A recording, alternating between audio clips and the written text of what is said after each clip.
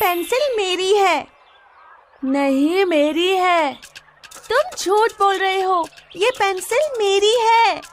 मैं क्यों झूठ बोलूं? तुम झूठ बोल रही हो। मुझे मेरी पेंसिल वापस दे दो। पर ये मेरी पेंसिल है। अब क्या हुआ? तुम दोनों किस चीज को लेकर झगड़ रहे हो? दादी माँ, ये पेंसिल मेरी है। नहीं दादी माँ, ये पेंसिल मेरी है। मुझे दिखाओ, मैं तुम्हें बताती हूँ ये पेंसिल किसकी है। ये पेंसिल मधुरा की है। हाँ, मेरी पेंसिल। लेकिन मेरी पेंसिल भी ऐसी ही थी दादी। मुझे पता है हर्ष, लेकिन ये पेंसिल मधुरा की है। कैसे दादी? आपको कैसे पता कि ये पेंसिल मधुरा की है? मधुरा लिखते लिखते पेंसिल मुंह में डालती है तो उसके दांतों के निशान पेंसिल पे गड़ जाते हैं।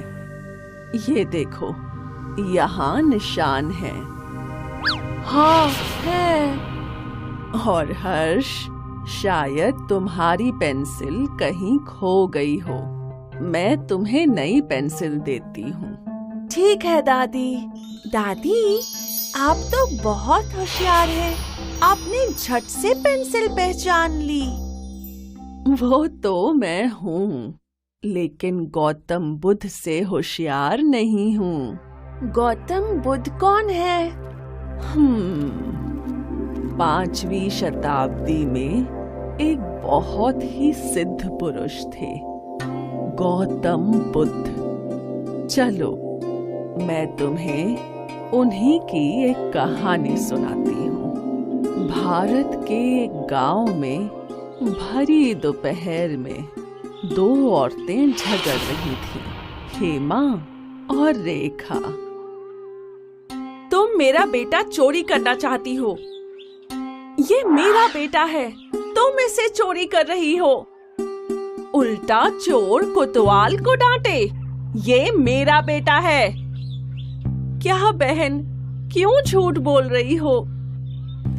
मैं झूठ बोल रही हूँ या तुम? मैं अपने बेटे के लिए झूठ क्यों बोलूंगी? इन दोनों का झगड़ा सुन कुछ लोग वहां जमा हो गए। उनमें से एक ने सुझाव दिया, तुम दोनों बच्चे की कसम खाओ। मैं बच्चे की कसम खाती हूँ कि ये मेरा बेटा है। बहन, मेरे मुन्ने की झूठी कसम मत खाओ। ये मेरा मुन्ना है। सभी लोग उलझन में पड़ गए कि आखिर ये बच्चा है किसका। अंत में वो दोनों औरतें बच्चे को लेकर गौतम बुद्ध के पास गई। गौतम बुद्ध अपने ज्ञान पेड़ के नीचे बैठे थे। दोनों ने उन्हें अपनी समस्या बताई। इसका उपाय बहुत सरल है। गौतम बुद्ध उठे और उन्होंने एक लकड़ी की सहायता से दोनों औरतों के बगल से एक बड़ा सा गोला बना दिया।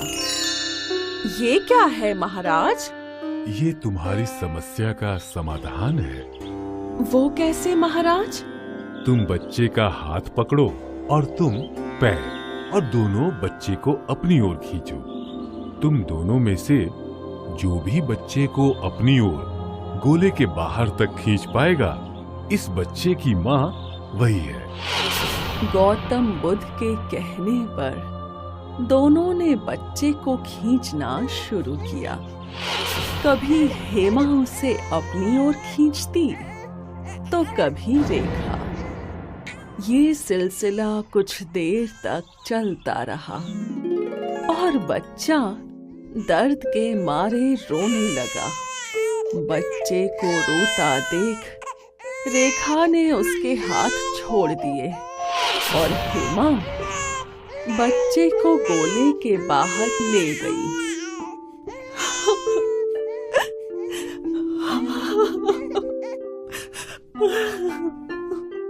मैं ही इस बच्चे की माँ हूँ। नहीं नहीं नहीं, तुम बच्चे की माँ नहीं हो। लेकिन आपने ही तो आदेश दिया था महाराज। जो बच्चे का दर्द नहीं देख पाई वही उसकी असली माँ है। गौतम बुद्ध ने वो बच्चा रेखा को दे दिया। दादी माँ, गौतम बुद्ध तो सच में बहुत बुद्धिमान थे, बिल्कुल मेरी तरह। तुम और बुद्धिमान, तुम तो अपनी पेंसिल भी नहीं पहचान पाए। हर्ष, हर्ष, क्या तुम यहाँ हो? मधुरा डरपोक, मधुरा डरपोक। अच्छा रुको, तुम्हें मजा सिखाती हूँ। तुम्हें तो आज मजा सिखा के ही रहूंगी। क्या हुआ मधुरा? रुक जाओ दोनों, रुक जाओ। ये हर्ष का बच्चा मुझे सता रहा है। नहीं दादी, मधुरा डरपोक है। डरपोक? पर क्यों? नहीं दादी, ऐसा कुछ नहीं है। अच्छा, तुम बताओ हर्ष। मैं अंधेरे कमरे में छिपा था और जब मधुरा वहाँ आई, मैंने उसे डराया। मधुरा डरपोक, मधुरा डरपोक। तो ये बात है। चलो, तुम्हें एक डरावनी कहानी सुनाती हूँ। वाह दादी माँ, भूत की? डरो मत मधुरा, ये कहानी तुम्हारे लिए ही है। एक समय की बात है। किसी गांव में एक भूतिया कुआं था। लोग इस कुएं के आसपास भी भटकने से डरते थे।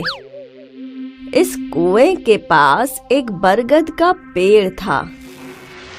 इस कुएं की कई डरावनी कहानियां गांव वाले सुनाया करते। गांव का हर एक बच्चा, बूढ़ा, सब उस भूतिया कुएं से डरते थे, सिवाय एक के, शंभू लोहार। शंभू लोहार बहुत ही मेहनती था। वो दिन भर लोहा बनाया करता था। एक दिन शंभू अपने दो दोस्तों के साथ बैठा था। भाई, सुना है उस भूतिया कुएं ने एक और जान ले ली। पता नहीं कौन सा श्रापित भूत उस कुएं पे रहता है। भूत भूत कुछ नहीं होता, ये सिर्फ मनगढ़ंत कहानियां हैं। हाँ। अच्छा, तुम बहुत साहसी हो। अगर तुम्हें ऐसा लगता है कि भूत नहीं होते तो इसे साबित करो। चलो शर्त लगाते हैं। क्यों नहीं, पर कैसी शर्त? तुम्हें आधी रात को उस भूतिया कुएं के पास जाना होगा और उसके पास के पेड़ के 10 पत्ते तोड़ लाने होंगे। हाँ, तुम्हें हर पत्ते के 100 रुपए देंगे, मतलब 10 पत्तों के 1000 रुपए। अरे वाह, इससे तो पूरे महीने का राशन आ जाएगा। मुझे तुम्हारी शर्त मंजूर है। और जैसा तय हुआ था, तीनों मित्र आधी रात गांव के चौराहे पर मिले। यहाँ से आगे तुम अकेले जाओगे? हम तुम्हारा यही इंतजार करेंगे। हाँ। शंभू आधी रात को अकेले निकल पड़ा। अंधेरा कुछ ज्यादा ही था और जंगल में भेड़िए भी चिल्ला रहे थे। शंभू को कुछ आवाजें सुनाई दी। तभी उसके बगल से एक सांप गुजरा। वो थोड़ा डर गया, पर वो रुका नहीं। वो चलता रहा और उसे भूतिया कुआं दिखा और फिर वो बरगद का पेड़। शंभू बरगद के पेड़ के पास गया और उसने पत्ते तोड़ने शुरू किए। 1, 2, 3, 4। अचानक उसे वहां पेड़ के अंदर कुछ चमकता दिखा। वो डर गया और फिर वो चीज बाहर आई। वो एक उल्लू था। ओह, उल्लू है। 4, 5, 6, 7, 8, 9 और 10। शंभू ने 10 पत्ते तोड़ लिए और वो वापस गांव की ओर लौटने लगा। अब वो पहले से ज्यादा खुश था। शंभू गांव पहुंचा और उसने वो पत्ते अपने दोस्तों को दिए। गिन लो, पूरे 10 पत्ते हैं। तुझे भूत ने कुछ नहीं किया? अरे भूत होता तो कुछ करता ना। मतलब? उस पेड़ पे या कुएं में कोई भूत है ही नहीं। वहां सिर्फ एक डरावना उल्लू रहता है, जिसे देख गांव वाले डर गए और उन्होंने उसे भूत समझ लिया। क्या? एक उल्लू? अब निकालो मेरे 1000 रुपए। हाँ, ये लो। हमारा तो फिजूल में दिवाला निकल गया। भूत वूत कुछ नहीं होता। तो समझी मधुरा, भूत वूत कुछ नहीं होता। हाँ दादी, डर सिर्फ हमारे मन में होता है। बिल्कुल सही। मैं तो पहले से ही किसी से नहीं डरता था।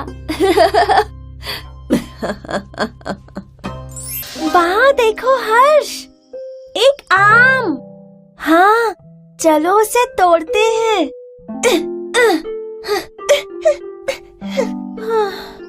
एक आइडिया है, आराम से।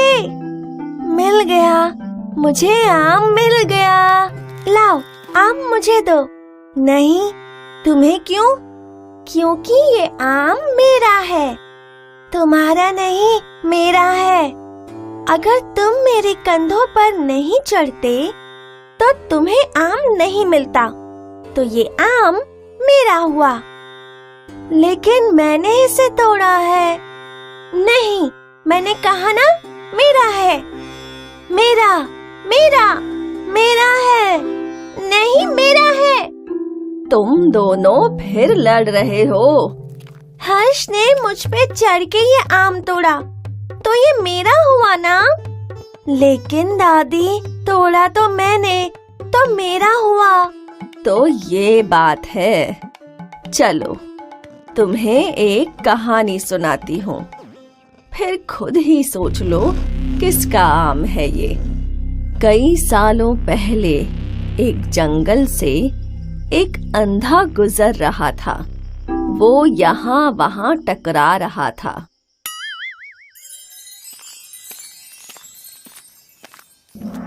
इसी जंगल में एक लंगड़ा भी था, जो बैसाखी के सहारे चल चल कर थक गया और एक पेड़ के किनारे बैठ गया। कुछ देर बाद वो अंधा उसी पेड़ के पास आया और एक पत्थर से टकराकर गिर गया। अरे क्या हुआ भाई, तुम ठीक तो हो? हाँ, ठीक हूँ। मुझे तो इसकी आदत हो गई है, जन्म से ही अंधा हूँ ना। मैं भी तुम्हारी ही तरह हूँ। क्या तुम भी अंधे हो? नहीं नहीं, मैं पैरों से अपाहिज हूँ, मैं चल नहीं सकता। अरे रे रे, ऊपर वाले ने हम दोनों को अधूरा बना दिया। वैसे भाई, तुम कहाँ जा रहे हो? यही बगल वाले गांव में। मैं भी वहीं जा रहा हूँ। क्यों ना हम एक काम करें? मैं देख नहीं सकता और तुम चल नहीं सकते, तो एक काम करो, तुम मेरी पीठ पर सवार हो जाओ। मैं तुम्हारे पैर बन जाऊंगा और तुम मेरी आंखें। अरे वाह, इससे तो हम जल्दी दूसरे गांव पहुंच जाएंगे बिना किसी तकलीफ के। लंगड़ा अंधे पर सवार हो गया और उन्होंने अपना सफर शुरू किया। दोनों एक दूसरे से बातें करते चलते गए। दोनों बहुत खुश थे। जब दोनों एक बड़े से पेड़ के बगल से गुजर रहे थे तो भाई, इस पेड़ के अंदर से बहुत रोशनी आ रही है। तो भाई एक काम करो, मुझे वहाँ ले चलो। अंधा और लंगड़ा दोनों वहां गए और उन्हें वहां एक सोने के सिक्कों से भरा मटका मिला। भाई, यहाँ तो एक सोने के सिक्कों से भरा मटका है। अरे वाह, हमारा तो भाग्य ही खुल गया। दोनों ने वो मटका लिया और उसी तरह गांव पहुँचे। गांव पहुंचकर भाई, अगर मैं तुम्हें उस पेड़ तक नहीं ले जाता तो ये खजाना नहीं मिलता। तो ये खजाना मेरा हुआ। अगर मैं रोशनी नहीं देखता तो तुम्हें ये नहीं मिलता। तो ये मेरा हुआ। नहीं, ये मेरा है। नहीं, मेरा है। इन दोनों का झगड़ा एक सज्जन इंसान ने देख लिया। क्या मसला है भाई? आप दोनों लड़ क्यों रहे हैं? दोनों ने अपनी कहानी बताई।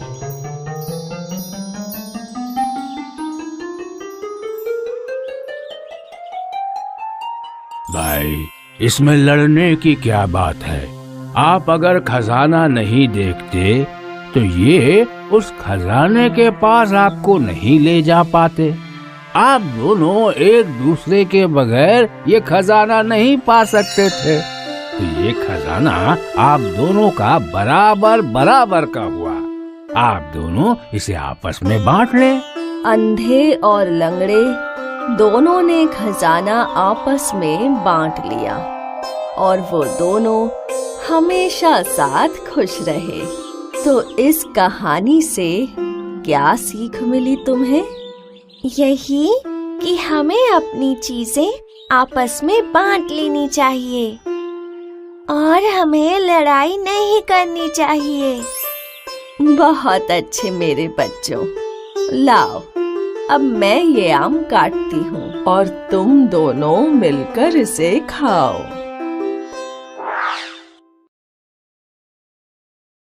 हाय, मैं हूँ शाइनी। अगर आप मुझे ऐसे ही देखना चाहते हैं तो इस वीडियो को जरूर शेयर करें और हाँ, इस चैनल को भी सब्सक्राइब करना ना भूलें। कुकू टीवी। देखते हैं तुम दोनों में से कौन ज्यादा बुद्धिमान है। जो मेरी पहेली सुलझा सके वो बुद्धिमान। पूछिए दादी। हरी डंडी लाल कमान, तौबा तौबा करे इंसान। बताओ क्या? हरी डंडी मतलब मटर, लेकिन उसमें कुछ लाल नहीं होता। दादी, मुझे पता है। बोलो। बेरीज, वो लाल होती हैं और उनकी डंडी हरी होती है। नहीं हर्ष, लेकिन मैंने सही तो कहा।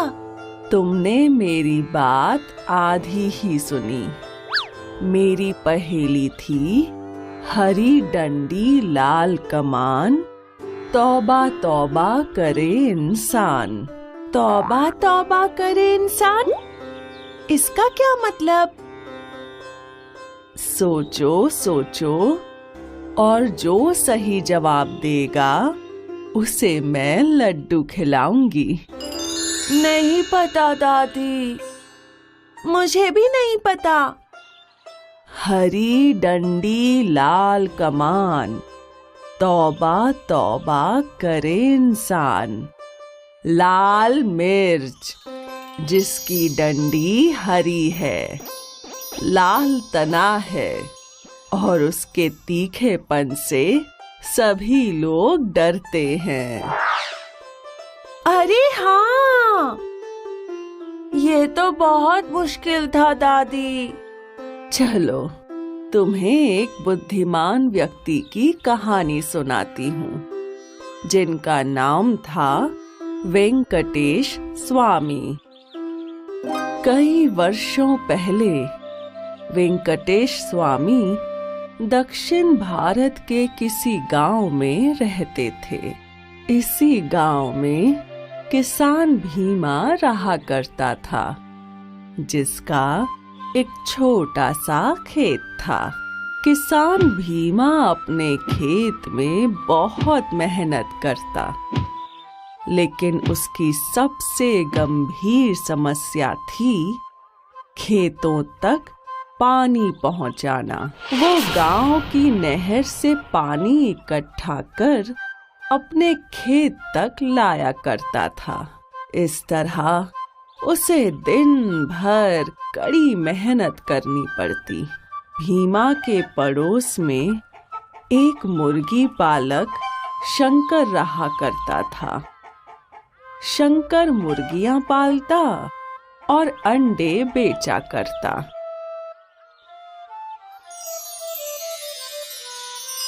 शंकर के पास उसका खुद का कुआं था। एक दिन शंकर भीमा के पास गया। भीमा भाई, तुम बहुत मेहनत करके पानी लाते हो। क्या करूं? अगर मैं पानी न लाऊं तो खेती नहीं कर पाऊंगा। मेरे पास तुम्हारी समस्या का समाधान है। समाधान? भाई, तुम तो जानते हो कि मेरे पास कुआं है और मैं मुर्गियों का व्यापार करता हूँ। मुझे कुएं की आवश्यकता नहीं है। मैं इसे तुम्हें बेचना चाहता हूँ। वाह, ये तो बहुत अच्छी बात है। तुम्हें कितने पैसे चाहिए इस कुएं के बदले? 200 सिक्के। ठीक है, मैं अभी लाया। भीमा ने पैसे लाए और शंकर को दे दिए। आज से ये कुआं तुम्हारा हुआ। शुक्रिया शंकर भाई। अगले दिन भीमा बहुत खुशी खुशी अपने नए कुएं के पास पानी इकट्ठा करने गया। वो बाल्टी अंदर डाल ही रहा था कि शंकर बोला, अरे रे रे रे, ये क्या कर रहे हो? पानी ले रहा हूँ अपने कुएं से। ये कुआं भले ही तुम्हारा है, पर ये पानी मेरा है। ये क्या बोल रहे हो भाई? कल तुम्ही ने तो मुझे ये कुआं बेचा था। मैंने तुम्हें कुआं बेचा है, पानी नहीं। तुम्हें पानी के लिए अलग पैसे देने होंगे। ये तो नाइंसाफी है। चलो चलो, आए बड़े। भीमा निराश हो गया और वो गांव के चबूतरे पर खड़ा रोने लगा। तभी वहां से वेंकटेश स्वामी जी गुजर रहे थे। वो भीमा के पास आए और भीमा से उसके दुख का कारण पूछा। भीमा ने उन्हें सारी कथा बताई।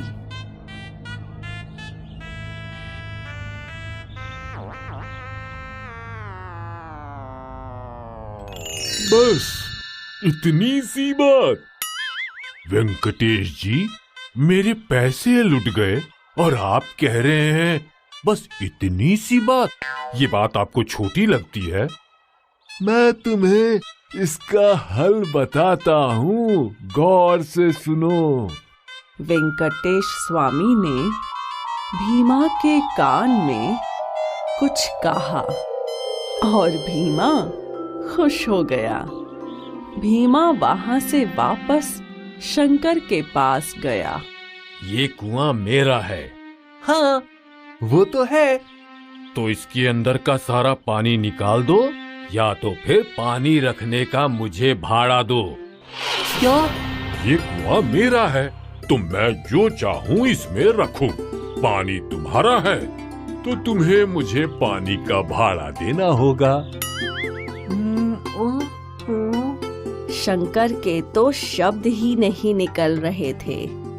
वो सोच में पड़ गया कि अब वो क्या करे। अंत में भीमा को उसका कुआं और पानी दोनों मिल गए। वेंकटेश जी तो सच में बहुत बुद्धिमान हैं, मेरी तरह।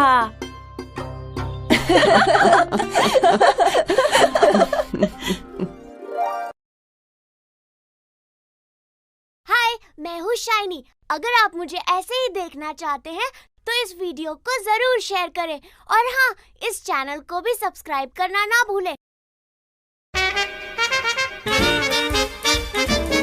कुकू टीवी।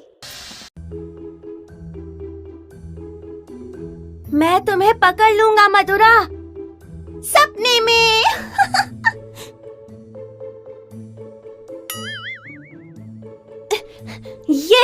ये पकड़ लिया। ये मैं हूँ हर्ष। क्या दादी, आप भी? मधुरा, मधुरा, पकड़ो, पकड़ो मुझे। पकड़ लिया। अब तुम भागो, मैं तुम्हें पकड़ती हूँ। ठीक है, लेकिन चीटिंग मत करना। हाँ, मैं चीटिंग नहीं करती। चलो, मैं आ रही हूँ हर्ष। आओ आओ, मैं यहाँ हूँ। रे वहाँ नहीं, यहाँ। ये क्या है? क्या हुआ मधुरा? वो सिर्फ एक हाथी है। वो हाथी कितना बड़ा है दादी माँ? हाथी तो बड़े ही होते हैं बुद्धू।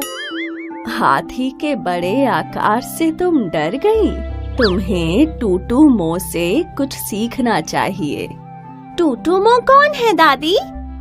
ये कहानी है इंडोनेशिया के जावा गांव की। यहाँ रहा करती थी टूटूमो और उसकी माँ।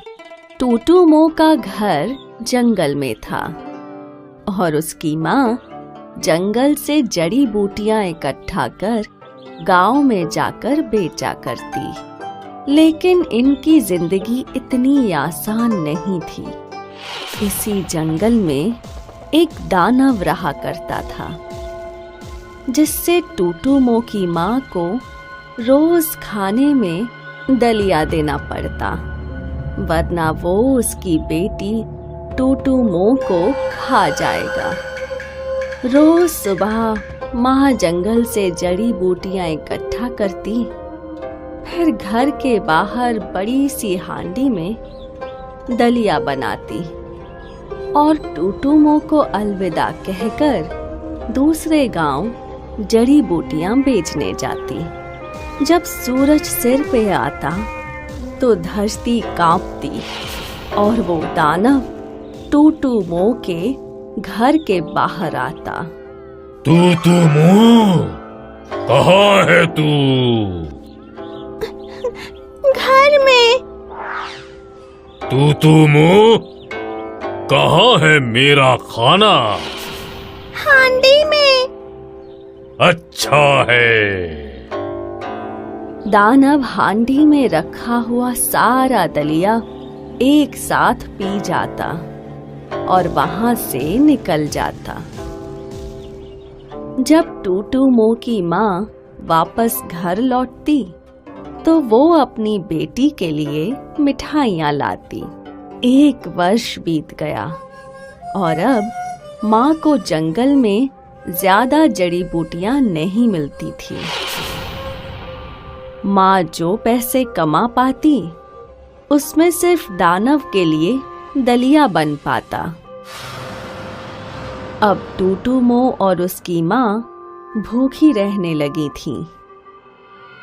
एक दिन टूटूमो की माँ दलिया बनाकर चली गई और टूटूमो को बहुत भूख लगी थी। उससे दलिया की खुशबू सूंघकर रहा नहीं गया और उसने चम्मच से दलिया खाना शुरू किया। देखते ही देखते उसने 1/4 हांडी दलिया का खा लिया, क्योंकि वो कई दिनों से भूखी थी। तभी दानव के पैरों की आहट सुनाई दी और टूटूमो घर की ओर भागी। टूटूमो, कहाँ है तू? घर के अंदर। टूटूमो, कहाँ है मेरा खाना? हांडी में। दानव ने हांडी खोली और देखा कि हांडी पूरी भरी हुई नहीं थी। उसे गुस्सा आ गया और उसने हांडी फोड़ दी। फिर उसने गुस्से से घर का दरवाजा तोड़ा और टूटूमो को दबोच लिया और उसे निगल गया। टूटूमो दानव के पेट में पहुंचकर रो रही थी। मुझे छोड़ दो प्लीज।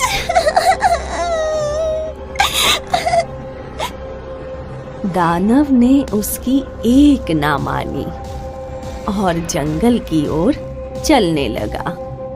अचानक टूटूमो को कुछ सूझा। उसने अपने सिर पे लगे हुए पिन को निकाला और दानव के पेट में चुभाना शुरू कर दिया।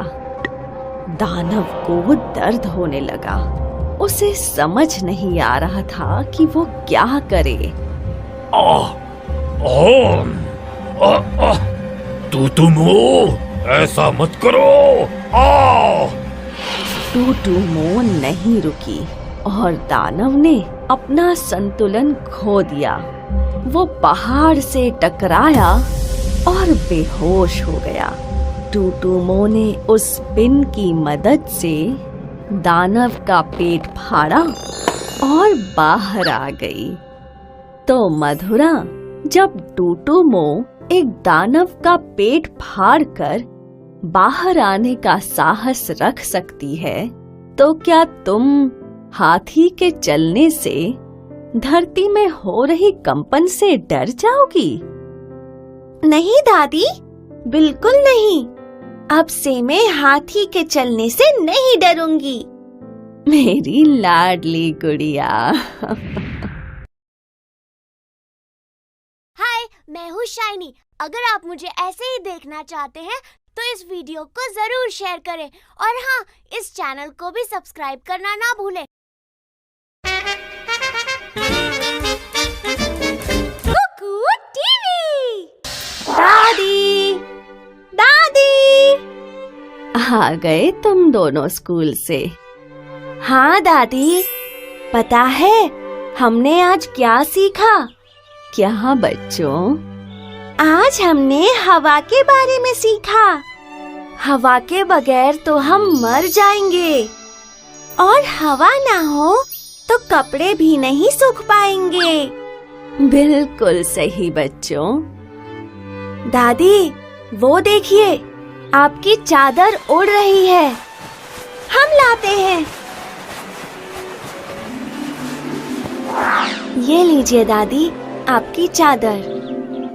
थैंक यू बच्चों। लगता है हवा की देवी को ये चादर पसंद आ गई। हवा की देवी भी होती है? चलो हवा की देवी की कहानी सुनाती हूँ। ये कहानी है मध्य प्रदेश के भोपाल के किसी गांव की। वहाँ दो औरतें रहा करती थीं, लीला और जया। लीला गरीब थी और उसका घर भी छोटा था और जया अमीर और बड़े घर में रहा करती थी। लेकिन फिर भी ना जाने क्यों वो लीला से जला करती थी। जया हमेशा लीला पे नजर रखा करती थी। एक दिन लीला अपने घर में कुछ कर रही थी। तभी उसने देखा कि बाहर बहुत तेज हवा चल रही है। उसे याद आया कि उसने बाहर कपड़े सुखाने डाले थे।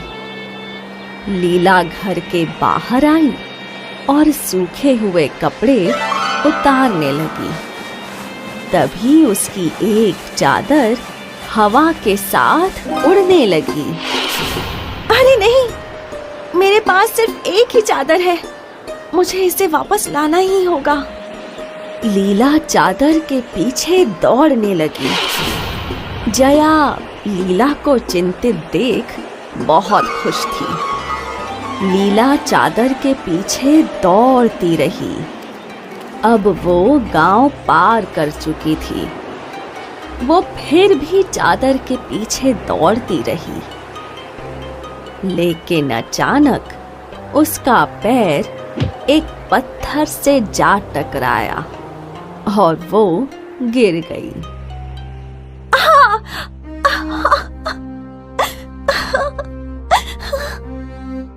घायल लीला ने हवा की देवी को याद किया। हे हवा की देवी, मेरी मदद कीजिए, मुझे मेरी चादर लौटा दीजिए। हवा की देवी वहां प्रकट हुई। पुत्री, मैं तुम्हें तुम्हारी चादर लौटा दूंगी, लेकिन एक शर्त है। क्या शर्त?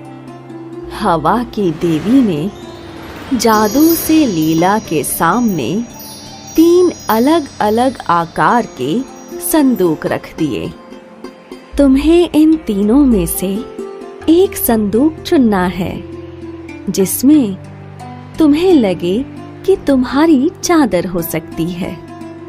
लीला संदूकों के पास गई और उसने सबसे बड़ा संदूक उठाया और फिर उसे जमीन पर रख दिया। फिर लीला ने दूसरा संदूक उठाया और उसे भी जमीन पर रख दिया। आखिर लीला ने सबसे छोटा संदूक उठाया। तुम इसे अपने घर ले जाओ और फिर खोलना। शुक्रिया हवा की देवी। लीला घर की ओर लौट रही थी और जया की नजर लीला के हाथों के संदूक पर थी। लीला ने घर जाकर संदूक खोला और उसके अंदर लीला की चादर और एक सोने की ईंट थी। लीला बहुत खुश हुई, लेकिन जया जलन की आग में जलने लगी। और फिर जया ने खुद अपने हाथों से अपनी चादर उड़ाई।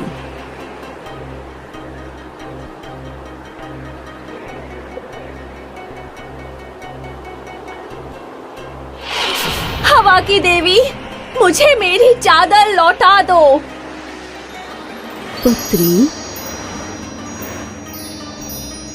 तुम्हें इन तीनों संदूकों में से एक संदूक चुनना होगा जिसमें तुम्हें लगे कि तुम्हारी चादर हो सकती है।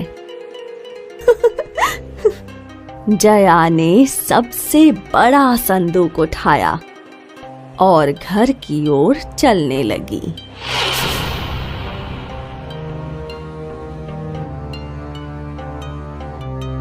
जया ने घर पहुंचकर संदूक खोला तो उसमें चादर के साथ मिट्टी की ईंट थी। तो बच्चों, इस कहानी से हमें क्या सीख मिलती है? यही कि हमें किसी से ईर्ष्या नहीं करनी चाहिए और लालच भी नहीं करना चाहिए। बहुत खूब बच्चों, तुम दोनों तो बहुत सयाने हो गए हो। हाय, मैं हूँ शाइनी। अगर आप मुझे ऐसे ही देखना चाहते हैं तो इस वीडियो को जरूर शेयर करें और हाँ, इस चैनल को भी सब्सक्राइब करना ना भूलें।